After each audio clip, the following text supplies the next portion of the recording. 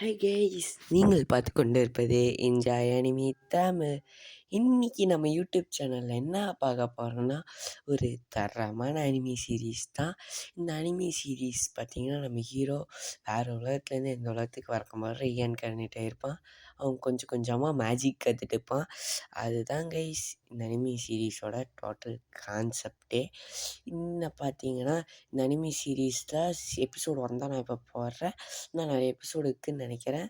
வாங்க அனிமிக்குள்ளே போகிறேன். இந்த அனிமியோட பேர் fallen noble season 1 episode 1 guys. Episode ஸ்டார்டிங்கில் ஒரு பொண்ணு நம்ம ஹீரோவை திட்டிட்டு நான் திட்டினேன்னு வருத்தமாக இருக்கா? இல்லை, எனக்கு ஒன்றும் வருத்தம் இல்லை. அந்த மாதிரி நான் உன்னை பாராட்டு நினச்சிக்கோ, இது திட்டுறதில்ல, உனக்கு பவர் தானே வேணும் அப்படின்னு கேட்டேனே. ஆமாம் அப்படிங்கிறான். அப்புறம் நம்ம ஹீரோ ஒரு இடத்துல இருக்கான். ஓ, என்னாச்சு, என்ன பார்ட்டியில் இருக்கானா அப்படின்னு சுற்றி முற்றி பார்த்து, ஒருவேளை நான் ரொம்ப ட்ரிங்க்ஸ் பண்ணிட்டேனோ அப்படின்னு நம்ம ஹீரோ யோசிச்சு போய் கனவு என்னண்ணா இவ்வளோ இளமையாக இருக்க அப்படி சொல்லி நம்ம ஹீரோட அப்பா வந்துட்டு, இந்த இடத்தோட 5th சனம் இருக்கலாம், ஆனால் நீ இந்த மாதிரி வளர்த்தனமாக இருக்கக்கூடாது அப்படின்னு சொன்னோடனே நம்ம ஹீரோ கிட்ட ஒரு மாரி இருந்துட்டு, என்ன மாஸ்டர் ஆச்சு அப்படின்னு சொல்லி பேச்சு கொடுக்க ஆரம்பிக்கிறேன். பேச்சு கொடுக்கையில தான் தெரியுது நம்ம ஹீரோவுக்கு ஒரு தங்கச்சி பாப்பா பிறந்திருக்கு. அதுக்காக பர்த்டே செலிப்ரேஷன் தான் இங்கே நடத்திட்டு வராங்கோ. நம்ம ஹீரோ வந்துட்டு இதெல்லாம் கனவாக இருக்கும் அப்படின்னு காலையில் எழுந்திரிச்சு பார்க்கல, இது கனவு இல்லை, நிஜம்தான்.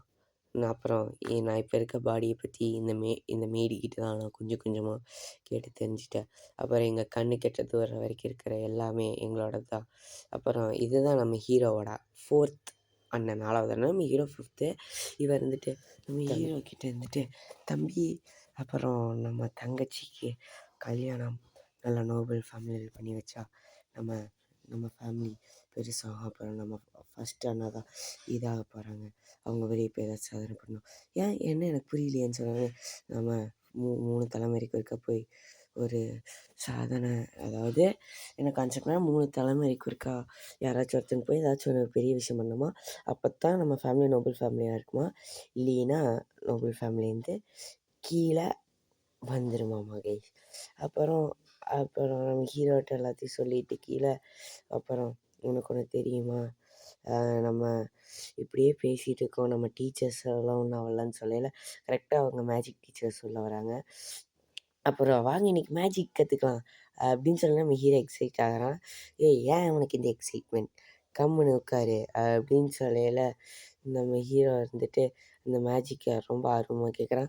நம்ம ஹீரோ வந்துட்டு, ஆமாம் அந்த மேஜிக் புக்கெல்லாம் இருக்க இடம் எங்கே இருக்குது, இதுதான் அந்த மேஜிக் புக்கெல்லாம் இருக்க இடம். நம்ம ஹீரோ அத்தனை புக்கு இருக்குங்காட்டி போய் ரேண்டமாக ஒரு புக் எடுக்கிறான். நல்லா வச்சுக்கோ, ரேண்டமாக அதில் ஃபயர் மேஜிக் பற்றி போட்டிருக்கு. நம்ம ஹீரோ ட்ரை பண்ணி பார்க்குறான். அதில் இருக்கிற மாதிரியே குட்டியோண்டு லைட்டில் வர மாதிரி ஃப்ரேம் வருது. பின்னாடிக்கு மேடு அவனை பாராட்டுறான். அப்புறம் நம்ம ஹீரோ அவங்க அப்பாட்ட அவங்க அப்பா வேலை செஞ்சுட்டு கீழே போய், அப்பா நான் அங்கே இருக்க புக்கெல்லாம் எடுத்துக்கலாமா அப்படின்னு கேட்குறான்.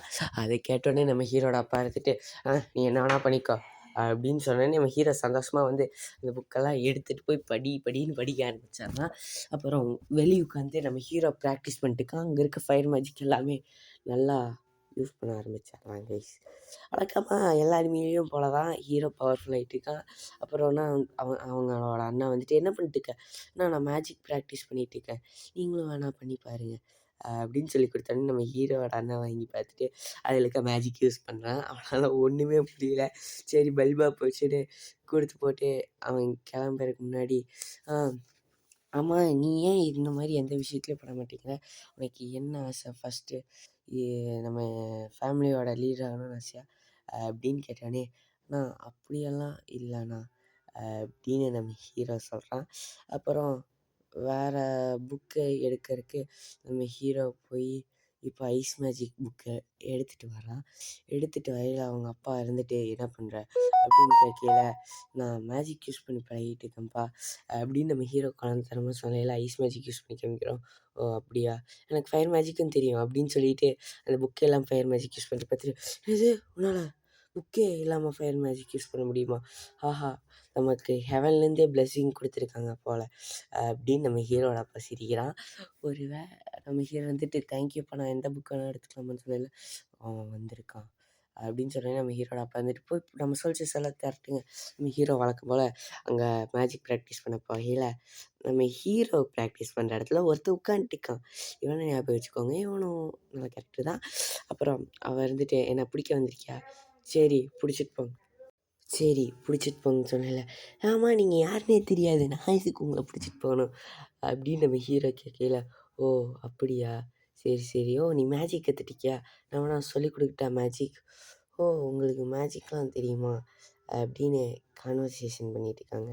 இங்க பாரு நான் மேஜிக் காமிக்கிட்டேன் இப்ப என் மேஜிக்க அப்படின்ட்டு அவன் 5 விரல்ல 5 டைப் மேஜிக் யூஸ் பண்ணி காமிக்கிறான். ஓ! இத எப்படி பண்றீங்க? எனக்கும் சொல்லிக் குடுங்க. அப்படின்னு சொன்ன நம்ம ஹீரோ கேட்குறான். அவன் வந்துட்டு, சரி நானும் உனக்கு சொல்லிக் குடுக்குறேன். ஓகேவா? அப்படின்னு அவன் சொல்லிட்டு பொறுமையா நம்ம ஹீரோ கிட்ட, ஆமா நீ உண்மையாலுமே நோபலா? நோபல்ஸ் எல்லாம் இவ்வளோ கைண்டா இறங்கி வரமாட்டாங்களே! அப்படின்னு நம்ம ஹீரோக்கு கொஞ்சம் டெஸ்ட்டெல்லாம் குடுக்குறான். அதில நம்ம ஹீரோ எல்லாத்துலயும் பெர்ஃபெக்ட்டா பண்றான். அப்புறம் அவன் கொஞ்சம் கொஞ்சமா மேஜிக் யூஸ் பண்ணி பழகுறான். 2 கையிலயும் மேஜிக் யூஸ் பண்ணி பார்க்க சொல்றேன். ஓ! இவ்வளோ ஃபாஸ்ட்டா மேஜிக் கத்துக்கிட்டியே! அப்படின்னு சொல்லிட்டு, சரி இப்போ 3 மேஜிக்க யூஸ் பண்ண பாரு. ஓகே. உனக்கு இதுவும் நல்லா வருது. சரி, இப்போ நீ என்ன பண்றன்னா, உன் மோனா ச்சீ உன் சக்ரா ச்சீ மனா தானே. உன் மனாவ சேர்த்தி இங்க பார்த்தீங்கன்னா, உனக்கு ரேஷியோ அளவு இருக்கு. இந்த அளவ யூஸ் இந்த ரேஷியோ நம்பர்ஸ் யூஸ் பண்ணீன்னா, உன்னால இந்த ரேஷியோ நம்பர் படி 1 சர்க்கிள் 1 மேஜிக் ஓகேவா? 2 சர்க்கிள் இருந்தா கொஞ்சம் ஸ்டக் ஆகும். 5, 6 கன்ஃபார்ம் எல்லாத்துக்கும் ஸ்டக் ஆகும். நீ இன்டெலிஜென்ட் அதுங்காட்டி தப்பிச்சுருவ. ஆனா 9த்து 9 வகையான மேஜிக் யூஸ் பண்ணயில, உனக்கு கன்ஃபார்ம் ஸ்டக் ஆகும். இங்க பாரு சொல்லையில நம்ம ஹீரோயினி பார்த்துட்டு, ஓ! உங்களுக்கு 13 டைப் மேஜிக் தெரியுமா? ஆமா 13 17 போறது ரொம்ப கஷ்டமானது. உனக்கு தெரியுமா? சரி கத்துக்கலாமா?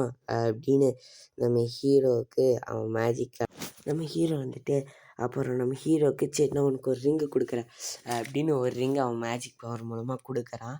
அத நம்ம ஹீரோ வாங்கி போட்டு பார்க்கையில தான் அவனுக்கு தெரியுது அதில 300 வகையான மேஜிக் இருக்குன்னு. நான் வேணா ஒரு மேஜிக் யூஸ் பண்ணி பார்க்குறேன்னு அதுலேருந்து ஒரு விண்டு மேஜிக் யூஸ் பண்ணுறான். அது பயங்கரமான அட்டாக் வருது. அவங்க அவங்க வீட்ல இருக்க மெய்டு வந்து, "ஓ! இந்த இடத்துல இருக்காதீங்க. இந்த இடம் டேஞ்சரஸ் ஏரியா ஆயிருச்சு." "சரி நீ எதுக்கு வந்த?" "நான் இந்த சமனிங் மேஜிக் புக்கு குடுத்துட்டு போலான்னு வந்தேன்." அப்படின்னு குடுத்துட்டு கிளம்பையில, "ஓ! சமனிங் மேஜிக் புக்கா? சரி நான் எப்படி இருந்தாலும் போக தான் போறேன். போகையில இந்த சம்னிங் மேஜிக்கையும் சொல்லிக் குடுத்துட்டு போயிர்றேன்."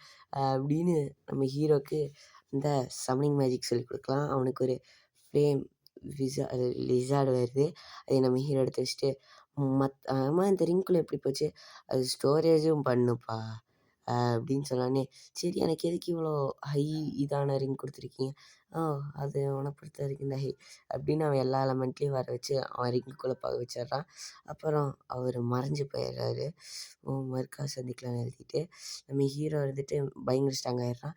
இப்ப அத யூஸ் பண்ணி அவன் மேஜிக்கலா யூஸ் பண்ணி சார்கோல் கேள்விப்பட்டுருக்கீங்களா? இந்த சார்கோல் ஒயிட் சார்கோல் செய்றான். நம்ம ஹீரோட அண்ணன் வந்துட்டு, "ஓ! இதெல்லாம் நீயா செஞ்ச? இது ரொம்ப காஸ்ட்லியானதாச்சே.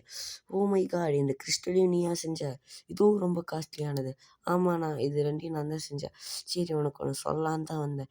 எனக்கு கல்யாணம் அதாவது மேரேஜ்க்கு ஏற்பாடு பண்ணியிருக்கேன்." "என்னது மேரேஜா?"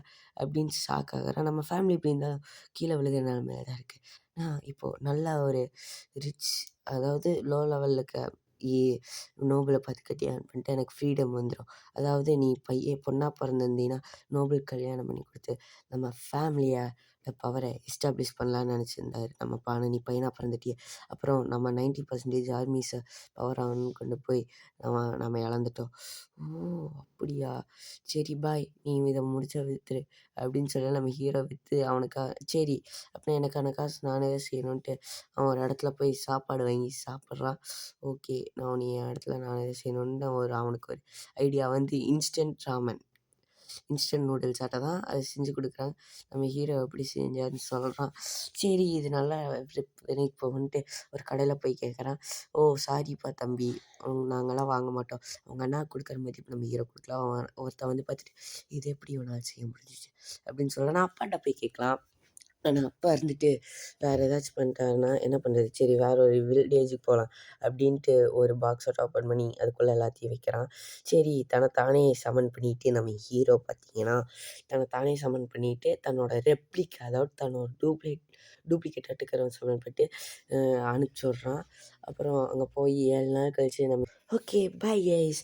நம்ம நெக்ஸ்ட் வீடியோல பார்க்கலாம். அப்புறம் நம்ம யூடியூப் சேனல் சப்ஸ்கிரைப் பண்ணி லைக் பண்ணிடுங்க.